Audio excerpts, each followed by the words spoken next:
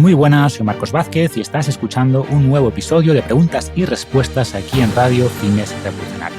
La primera pregunta es sobre el colágeno, un suplemento sobre el que existen muchas dudas y opiniones contradictorias, e intento hacer un resumen de lo que nos dice la evidencia más reciente y los mecanismos principales de acción. La siguiente consulta es sobre los callos, y no me refiero a la comida, sino a los callos de las manos, tan habituales en personas que entrenan fuerza, sobre todo con barra, con kettlebells o que hacen muchas dominadas. Veremos por qué se forman y qué hacer con ellos. A continuación hablo sobre veganismo y si se puede seguir una dieta vegana a largo plazo y qué aspectos habría que considerar o tener en cuenta. Y por último me preguntan sobre taurina y cafeína. Hablaré de los estudios más recientes en el campo de la longevidad, pero también de salud cardiovascular y rendimiento deportivo. Hay bastante información en este episodio y te recuerdo que en fitnessrevolucionario.com/notas podrás acceder gratis al resumen de este episodio y de los anteriores para repasar el detalle y facilitar el aprendizaje. Y dos cosas importantes. La primera es que en octubre estaré en Argentina, en 3 ciudades, Mendoza, Salta y Buenos Aires, en el EINDE, el Encuentro Internacional de Nutrición Deportiva, junto a referentes como Francis Holloway, que estuvo aquí en el podcast hace unos meses, también con otros conocidos de este canal y amigos como Ismael Galancho y Borja Bandera o Antonella Robledo. Sé que muchas personas me seguís desde Argentina y será un placer poderos ver por allá, y podéis reservar ya vuestras entradas en einde.org, deletreo einde.org. Y os recomiendo echar también un vistazo a nuestro patrocinador WeBotanics, fabricante de complementos alimenticios de calidad como un triple magnesio, una línea de colágeno marino conectado con la primera pregunta de hoy, pero enriquecido con otros compuestos beneficiosos para la piel y articulaciones. Tienen también un omega 3 de calidad con sello IFOS y mucho más. Podéis echar un vistazo a todos sus productos en webotanics.com, deletreo WEBOTANIX, y tendréis un descuento del 10% con el código FR10. Y ahora sí, pasamos a vuestras preguntas. Hola Marcos, lo primero de todo, mil gracias por todo lo que nos aportas. La verdad es que no me salto un consultorio, me he leído tu libro, o sea, fiel seguidora, así que mil gracias. Mi pregunta va sobre el colágeno. Hace tiempo que lo tomo y, realmente yo creo que he notado un cambio en la piel. No sé, a lo mejor es autosugestión, pero bueno, lo tomo también hace un par de años porque yo surfeo y al final paso mucho tiempo debajo del sol, la piel se arruga, el pelo se estropea. Entonces, bueno, es un poco también una forma de protegerlo, digamos, ¿no? Aparte de, evidentemente, pues crema de sol física y así, es mi mecanismo. Pero el otro día, hablando con una amiga, me dijo que había salido unos estudios, que el colágeno en realidad no era tan efectivo, que en realidad o casi que no tenía ningún tipo de efecto en la piel, ni en las articulaciones, que bueno, también hay otro efecto que bueno, está bien. Y bueno, buscando un poco de forma superficial, es verdad que he visto que hay ambas partes, ¿no? Esos estudios que dicen que sí y otros que no. Entonces, nada, me gustaría saber un poco cuál es tu opinión al respecto. Y nada, mil gracias, espero que selecciones mi pregunta y muchísimas gracias por todo lo que aportas. Muchas gracias por la pregunta. Hace tiempo que no hablo del colágeno y hay unas cuantas revisiones recientes, así que voy a hacer un pequeño update, una pequeña actualización sobre el tema. Y empiezo recordando que el colágeno es la proteína más abundante de nuestro cuerpo, representa aproximadamente 1/3 de todas las proteínas del cuerpo y es el principal componente estructural de muchos tejidos. Conceptualmente podríamos imaginarlo como una especie de andamio que da soporte al cuerpo y está presente en la piel, en los tendones, en los ligamentos, en los cartílagos, y se usa sobre todo para mejorar estos tejidos, ahora hablaremos de esto, pero también forma parte de los huesos o incluso de los vasos sanguíneos. Y es un compuesto muy especial por su doble capacidad de aportar resistencia por un lado, pero también elasticidad por el otro, ¿no? Es decir, es un tejido fuerte y flexible. Y aunque solemos hablar del colágeno como si fuera una única molécula, en realidad existen muchos tipos, más de 20 distintos, pero los más relevantes cuando hablamos de suplementación son el colágeno tipo 1 y el tipo 2. El tipo 1 es el más abundante, se encuentra en la piel, en los tendones, en los ligamentos, en los huesos también, y luego estaría el colágeno tipo 2, que sería el predominante en el cartílago articular. A nivel molecular, el colágeno tiene una estructura muy característica. Son 3 cadenas de proteínas como enrolladas entre sí, formando la famosa triple hélice, ¿no? Que explica esa gran resistencia mecánica que ofrece y también esa flexibilidad. Y estas cadenas están formadas principalmente por 3 aminoácidos: glicina, prolina e hidroxiprolina. Y de estos tres, la glicina se considera el factor limitante y varios investigadores afirman que a pesar de ser un aminoácido no esencial, es decir, que podemos producirlo a partir de otros, en la práctica deberíamos considerarlo esencial o se habla de condicionalmente esencial porque en muchos casos, en ciertas condiciones, pues no tenemos capacidad de producir suficiente, ¿no? Quizás porque antes nuestra dieta era más rica en glicina, ¿no? Comíamos todo el animal, incluyendo las vísceras, las partes gelatinosas, ¿no? Ricas en glicina, y ahora al comer solo el músculo, que es lo que es la carne actual, pues no llegaríamos a los 10-15 gramos de glicina diarios que necesitamos para producir no solo colágeno, sino que la glicina también participa en la síntesis de glutatión, de creatina y de otras moléculas importantes. Y de hecho he hablado de la glicina muchas veces porque se está estudiando bastante dentro del campo de la longevidad, ¿no? También se ha visto que mejora el sueño y aunque cuando hablamos de suplementar colágeno, péptidos de colágeno, pensamos solo en la piel, en las articulaciones, su aporte de glicina podría tener otros beneficios más a largo plazo de los que generalmente no se habla. ¿Qué ocurre? Que cada vez parece más claro que el beneficio de los suplementos de colágeno no viene tanto por aportar materia prima, por aportar ladrillos, por así decirlo, como se pensaba antes, sino más bien por el papel señalizador de los péptidos. Es decir, que el argumento principal de quienes afirman que suplementar colágeno no sirve para nada porque al digerirlo pues se descomponen sus aminoácidos y después el cuerpo pues no sabe qué hacer con ellos, ¿no? O tendría que formar de nuevo colágeno a partir de esos aminoácidos y llevarlo a la piel o al tendón, ¿no? Y a ver, este argumento tiene un punto válido, pero es que hoy sabemos que el efecto de la suplementación no va realmente por aquí, el beneficio no viene por aquí, no es por tanto, como decía, por aportar ladrillos, sino por aportar señalización. Evidentemente necesitamos los ladrillos, necesitamos la materia prima, pero el mecanismo más relevante es que nuestro cuerpo es capaz de absorber péptidos directamente, péptidos de colágeno, es decir, la digestión no degrada muchos de estos péptidos a sus aminoácidos, sino que pasan estos péptidos enteros al torrente sanguíneo y son los que se acumulan en los tejidos, ¿no? En la piel, articulaciones, eso punto uno. Y además, más allá de ese papel de acumulación directamente como péptidos, estos péptidos actúan como señal de activación de los fibroblastos, ¿no? Que elevan, por tanto, la producción de los distintos tipos de colágeno y algo parecido parece ocurrir en los condrocitos del cartílago y también en el caso del tendón. Evidentemente, en el caso del cartílago y del tendón debe haber también una carga mecánica, ¿no? Y, por ejemplo, algunos estudios con resultados positivos con la suplementación combinan suplementos de péptidos de colágeno con carga mecánica en la zona o en la articulación donde queremos que se active más esa producción de nuevo colágeno. Y algunos estudios también parecen indicar un ligero efecto antiinflamatorio del colágeno, aunque sería una vía muy secundaria a su papel señalizador. En resumen, que hoy conocemos o están demostradas estas vías o estos mecanismos de actuación del suplemento del colágeno, por lo que no tiene sentido seguir usando ese argumento de que el colágeno se degrada en sus aminoácidos y que por tanto no funcionaría, ¿vale? Sabemos que eso no es así ni sería el mecanismo principal de acción. Pero más allá de los mecanismos exactos, tenemos muchos ensayos clínicos aleatorizados donde se ven beneficios tanto a nivel de piel como articular.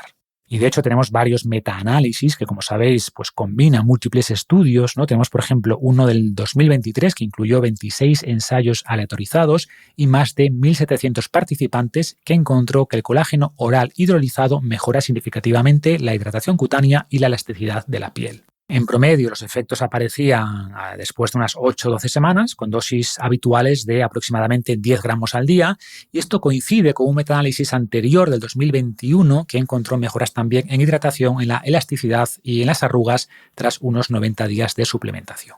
¿Qué ocurre? Que muchos de esos estudios están financiados por empresas de suplementación, lo cual genera un claro conflicto de interés. Y el año pasado se publicó otro metaanálisis interesante que mostró un resultado global positivo, similar a estos, ¿no? Es decir, mostró un beneficio en mejor hidratación, mejor elasticidad de la piel y también menos arrugas, pero al separar los ensayos según su financiación, se vio que los estudios financiados por la industria cosmética o de suplementación encontraban beneficios, mientras que los estudios sin financiación de estas empresas pues no encontraban beneficios claros. Pero de nuevo, al revisar el detalle de los estudios de este metaanálisis, vemos que de los 9 ensayos considerados de mayor calidad, 7 mostraron beneficios, 1 resultados mixtos y solo 1 no encontró efecto. Y entre los 5 estudios de alta calidad y sin financiación de la industria, 4 fueron positivos. ¿Qué pasa aquí entonces? Pues que por la forma de agrupar los resultados, el estudio sin financiación que no mostró beneficio aumentó mucho el intervalo de confianza hasta el punto de que no se vio un resultado global estadísticamente significativo, a pesar de una tendencia clara. Y sé que esto puede sonar un poquito complejo de entender, ¿vale? Así como lo estoy contando. En mi libro Sabiamente hablo un poco más de esto, de la interpretación, los intervalos de confianza. Pero bueno, el mensaje es que incluso la mayoría de los estudios no financiados por la industria muestran un efecto beneficioso del colágeno. Y de manera más reciente tenemos un metaanálisis de este año, del 2026, que analizó 19 estudios y también encontró una mejora significativa en hidratación, una reducción modesta de las arrugas y una mejora de la luminosidad. Y si hablamos de problemas articulares, tenemos también varios metaanálisis recientes que muestran reducción de dolor articular, mejoría de la función en artrosis de rodilla y también en otros problemas articulares. Pero aquí habría que diferenciar entre colágeno tipo 1, que sería el indicado cuando hay tendinopatías, ¿no? Lesiones de ligamentos o recuperación tras cirugía y cosas así, versus colágeno tipo 2 no desnaturalizado, que parece más indicado para artritis reumatoide o incluso artrosis, donde puede o suele haber un componente de inflamación o incluso autoinmune. Y bueno, creo que me ha quedado una respuesta un poco larga, pero creo que es importante plantear bien el debate y huir de los mensajes simplistas. Ya sabéis que recomiendo esta idea del pensamiento probabilístico, es decir, no pensar en términos de verdad o mentira, sino de cómo de probable es que algo sea cierto. Y yo diría que a la luz de la evidencia global y los mecanismos conocidos, yo veo una probabilidad bastante alta, vamos a decir del 70-80%, de que suplementar con colágeno sea útil, pero con un efecto relativamente pequeño. Es decir, las mejoras tanto a nivel de piel como de articulaciones, tendones, etcétera, son de pequeñas a medias y tras suplementar durante bastantes semanas, por lo que entiendo que haya gente que diga, oye, no me merece la pena, no me compensa, o prefiero gastar ese dinero en comprar, no sé, un suero de vitamina C para la piel o un retinol, que sin duda va a tener un efecto más positivo en la calidad de la piel, al menos en las arrugas. O sabemos que la actividad física bien pautada es la mejor forma de recuperar lesiones articulares, ¿vale? Mucho más que si tomas colágeno o no.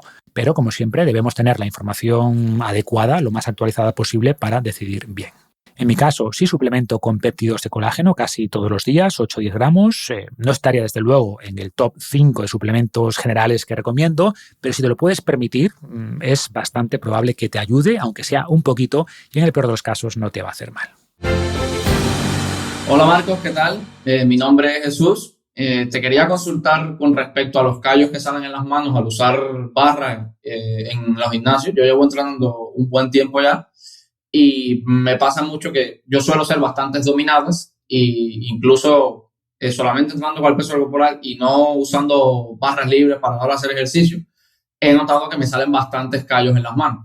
Lo que hago para eso es que a veces inverso los brazos, o sea, las manos en agua caliente y me lo quito con un alicate, ¿no?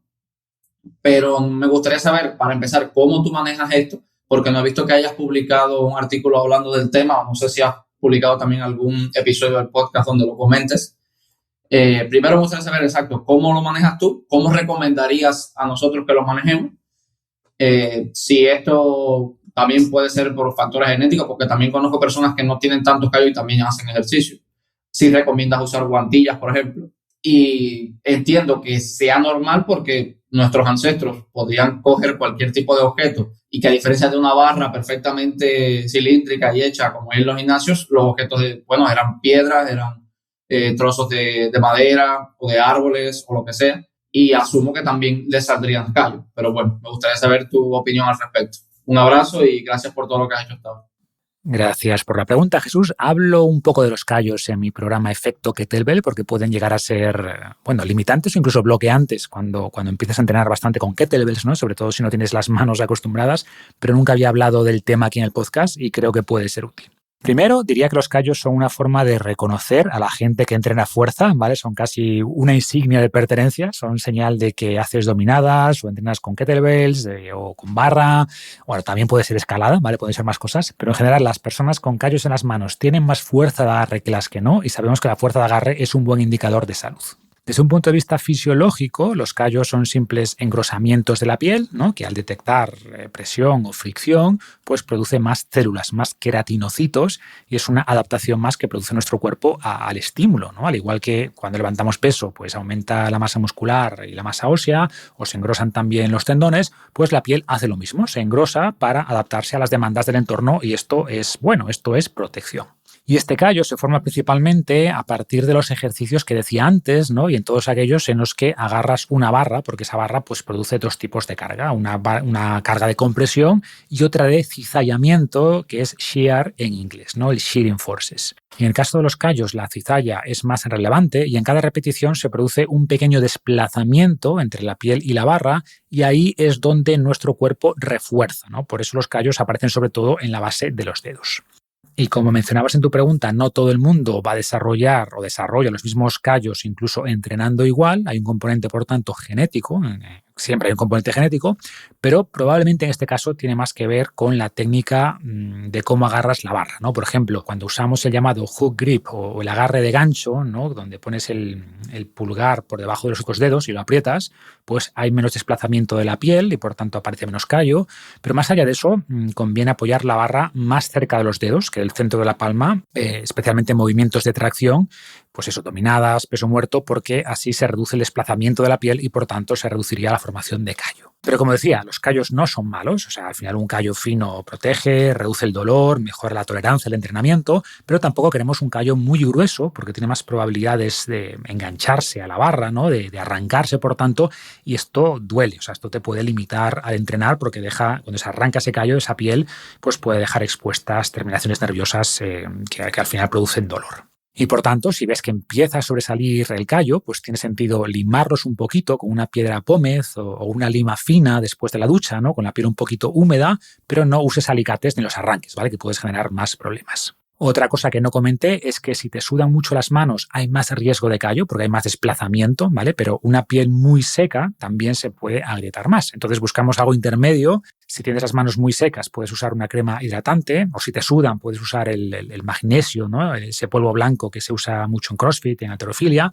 Puede ayudar si te sudan las manos, pero tampoco abuses porque se puede resecar en exceso la piel y eso tampoco es bueno.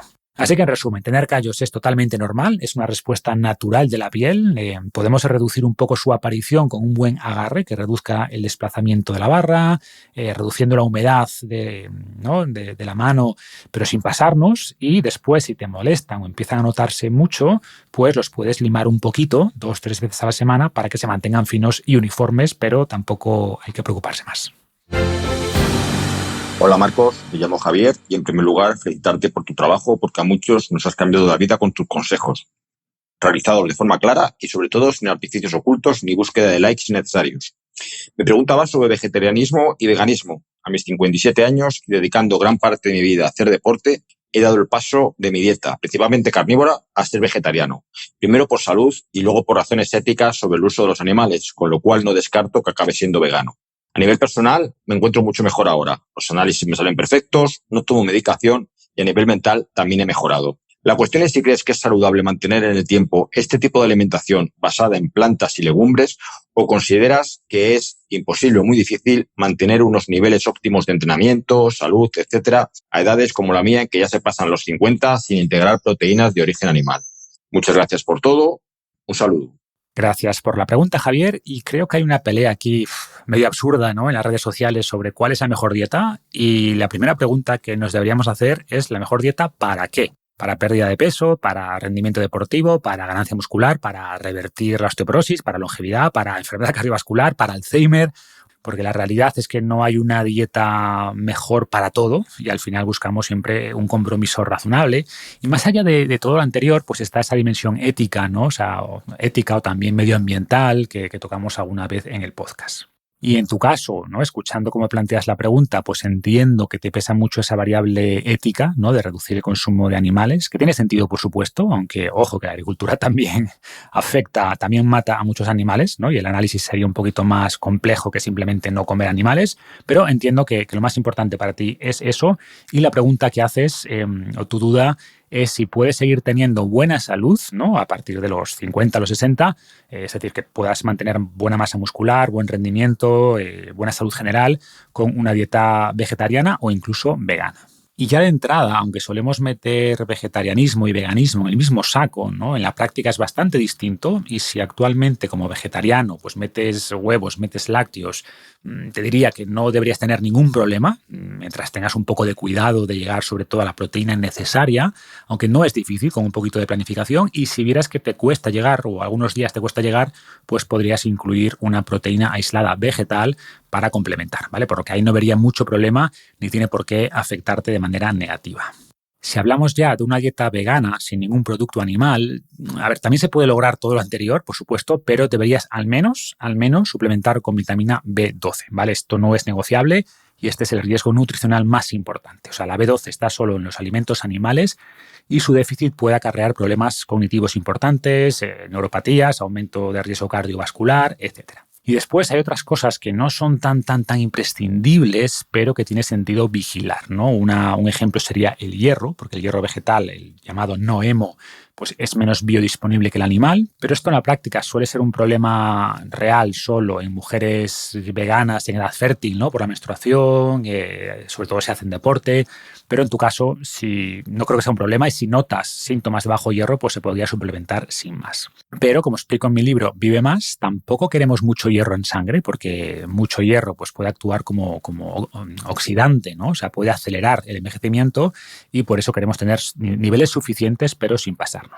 Otra deficiencia que puede darse es de zinc, pero de nuevo, con una planificación adecuada tampoco tiene que ser un problema si se consumen suficientes legumbres, tofu, avena, frutos secos, semillas. En estos casos, el tema de los antinutrientes podría influir, ¿no? Siempre digo que no son un problema en una dieta global, pero una dieta exenta de productos animales, pues sí que puede llegar a ser un problema, ¿no? Ese secuestro de nutrientes, de minerales que hacen, por ejemplo, los fitatos, y podría ser recomendable incluir también alimentos germinados o fermentados que reducen estos fitatos, pero tampoco me volvería loco con este tema. El calcio me preocupa más, y varios metaanálisis muestran más riesgo de fractura de cadera y más osteoporosis en general en personas veganas, ¿no? Sobre todo en mujeres.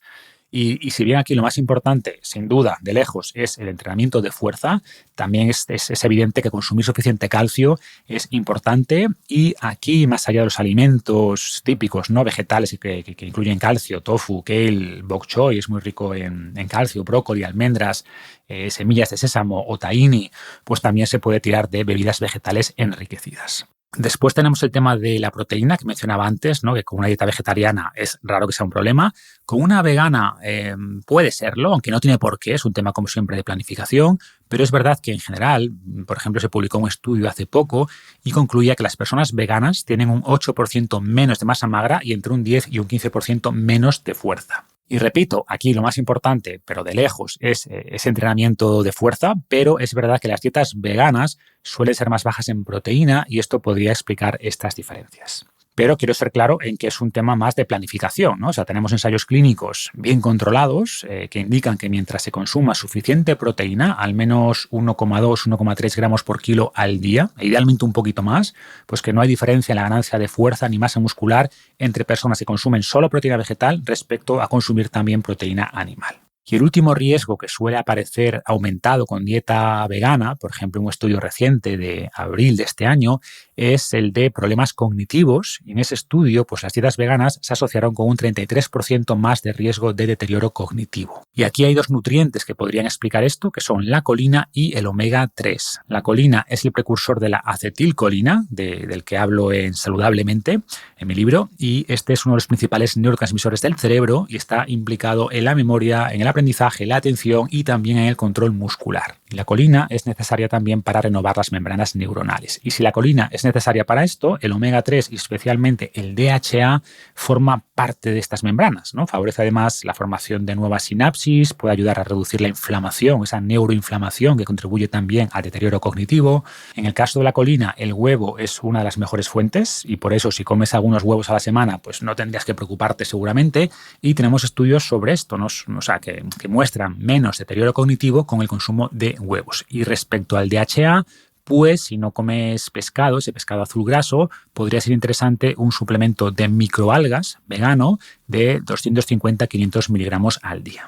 Y recomendaría también creatina, que se ha visto que funciona especialmente bien en personas veganas porque tiene los niveles musculares más bajos, y aunque esta molécula, ¿no?, la creatina, se encuentra solo en productos animales, los suplementos que compramos usan creatina sintética, ¿vale? Es decir, se hace en laboratorio, por lo que puede considerarse vegana.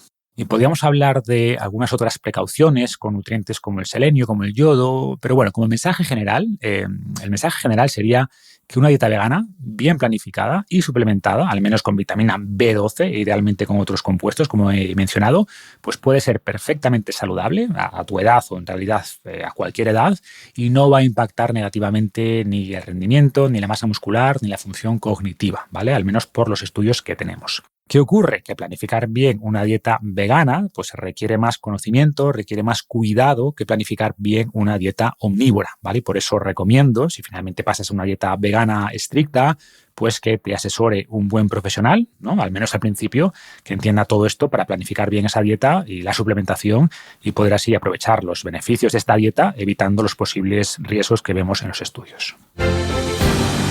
Hola Marco, lo primero, muchísimas gracias por tu divulgación tan rigurosa. Se agradece enormemente encontrar contenido con tanta base científica. Te comento cuál es mi pregunta. Tengo una duda con el combo cafeína y taurina porque sigo encontrando opiniones muy contradictorias. Por un lado, leo que la taurina actúa sobre el sistema GABA mitigando la ansiedad de la cafeína y mejorando el foco mental. Pero por otro, algunos autores alertan sobre si pueden competir a nivel de receptores o sobrecargar el sistema cardiovascular, que es lo más que me preocupa. En mi caso, hago una suplementación limpia, nada de bebidas industriales, tomo una cápsula de 80 miligramos de cafeína con 600 miligramos de taurina a las 6 de la mañana y repito otra cápsula igual como postentreno sobre las 2 de la tarde. Viendo la evidencia actual, ¿existe una sinergia real en este combo para el foco y el rendimiento en esa dosis? ¿O me arriesgo a tener un problema cardiovascular? ¿Sería mejor combinar diariamente una cápsula de cafeína que contenga la taurina y otra que no la incluya? Un saludo y mil gracias. Gracias por la pregunta. He recibido estos años muchas consultas sobre la taurina, sobre todo a raíz de un estudio del 2023, donde se veía que suplementar con taurina alargaba la vida de animales, ¿no?, de gusanos y de ratones, en más de un 10%. Y observaron también en ese estudio que la cantidad de este aminoácido se reducía a medida que estos animales envejecían y que restaurar los niveles de taurina podría ser una buena estrategia contra el envejecimiento. Así que voy a hablar un poco más de la taurina al principio y después respondo qué sabemos sobre la combinación de taurina y cafeína. Empezando entonces por la taurina, es un aminoácido no esencial, es decir, que podemos sintetizarlo a partir de otros, como pasaba también con la glicina en una pregunta anterior, pero en este caso se sintetiza a partir de la cisteína y la metionina, aunque lo podemos obtener también de la dieta, principalmente de productos animales. Y lo curioso de la taurina es que a pesar de ser un aminoácido no tiene un papel estructural, es decir, no forma parte de las proteínas, ¿no?, sino que circula por el cuerpo en forma libre, entre comillas, y su papel es más de mediador y de protección celular. Es importante para el sistema cardiovascular, también para la contracción muscular, por eso se usa en el mundo del deporte, luego veremos hasta qué punto tiene evidencia. Importante también la taurina para el sistema nervioso, ya que regula la actividad cerebral, estabiliza las membranas celulares. A nivel cerebral favorece la acción de receptores de GABA, como apuntabas en tu pregunta, por eso se está estudiando en ansiedad y también en enfermedades neurodegenerativas. Pero de momento no hay evidencia clara de que sea útil en este sentido. Volviendo a su papel en la longevidad, se creó bastante expectativa a raíz de ese estudio que mencioné, del 2023. Bueno, no fue el primer estudio de la taurina, ¿no? En humanos había algún estudio que mostraba beneficios a nivel cardiovascular, pero después de ese estudio del 2023 que mostraba que la taurina se reducía con la edad en animales, se intentó replicar en humanos y, curiosamente, no se observó esa reducción con la edad y tampoco se encontró correlación entre los niveles de taurina en las personas y marcadores de envejecimiento, ni tampoco fuerza.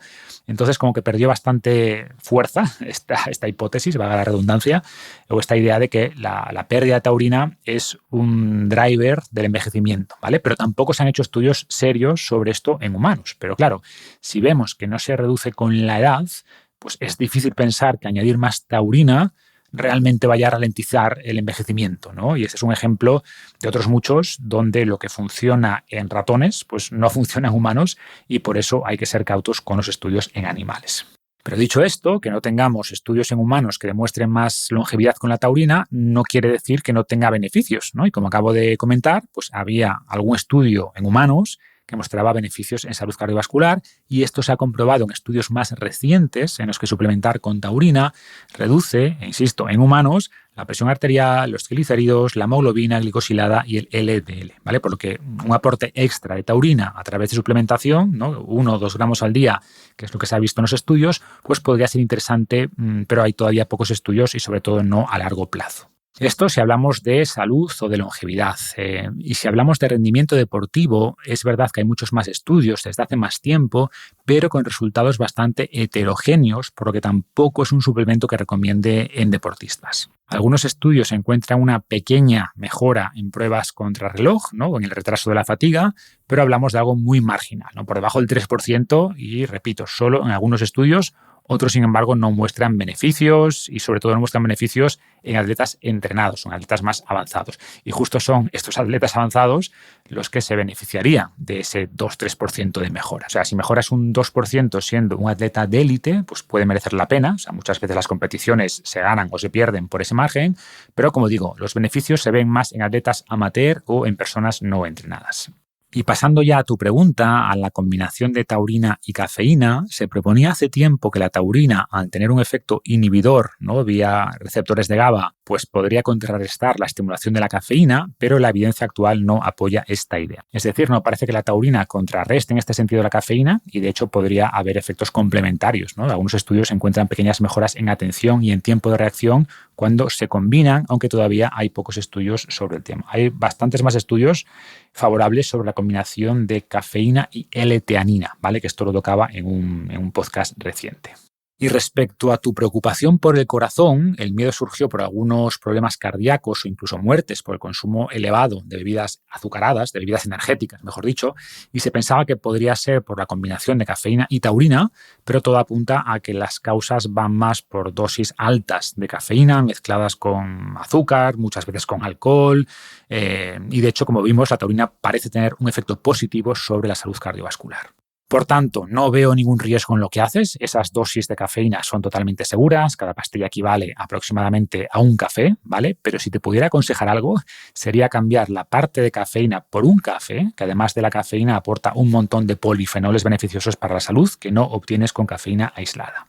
Y con esto terminamos por hoy, pero antes de despedirme voy a leer la newsletter más popular de las últimas semanas que trata sobre el arrepentimiento. Os podéis apuntar gratis en fitnessrevolucionario.com/lista y recibiréis además unos consejos básicos sobre nutrición y entrenamiento. Y esa newsletter en concreto empezaba con esta cita. Elijas lo que elijas, te arrepentirás, porque el problema no está en tus elecciones, sino en que romantizas una vida que no vives. El ser humano siempre encuentra un camino no tomado como atractivo y misterioso. Por eso, la clave no es hacer la elección más correcta, es elegir con qué arrepentimiento vas a vivir. Saliz Guney. Cualquier camino que elijas implica una renuncia y toda renuncia genera una pequeña forma de duelo. Quizá por eso tantas personas viven atormentadas por sus decisiones, no porque hayan elegido mal, sino porque imaginan constantemente cómo habría sido la alternativa. ¿Qué habría pasado si hubiera aceptado aquel trabajo y si hubiera estudiado otra carrera o me hubiera casado con aquella pareja y si me hubiera ido o si me hubiera quedado? Tendemos a idealizar los caminos no tomados. Los llenamos de posibilidades y de promesas, pero conocemos muy bien las imperfecciones del camino que sí elegimos. Vemos las grietas de nuestra vida actual, pero imaginamos la versión editada y perfecta de todas las demás. Nietzsche afirmaba que el hombre ama los deseos, no lo deseado. Deseamos aquello que no tenemos y cuando finalmente lo conseguimos deja de ser una fantasía para convertirse en realidad. Aparecen entonces las responsabilidades, las limitaciones y los problemas que antes no veíamos. El trabajo soñado trae mucho estrés, la pareja ideal trae conflictos, los hijos traen agotamiento, la ausencia de hijos trae otros vacíos. Toda elección resuelve algunos problemas y crea otros nuevos. La madurez consiste en entender que no existe una vida sin renuncias, no existe la decisión perfecta, no existe el camino donde todo encaja. La pregunta importante no es cuál es la mejor elección, sino qué conjunto de ventajas e inconvenientes estoy dispuesto a aceptar. Porque cada vida tiene sus cargas, cada camino tiene su precio. Y cuanto antes aceptemos esta realidad, menos energía desperdiciaremos mirando por el retrovisor o sintiendo nostalgia por una vida que nunca existió. Y ahora sí me despido, muchas gracias por escuchar y nos vemos en el próximo episodio. Antes de que te vayas, una novedad: si quieres leer gratis el resumen de este episodio y otros anteriores, puedes ir a finesrevolucionario.com/notas y ahí podrás acceder a ellas de manera inmediata. Muchas gracias.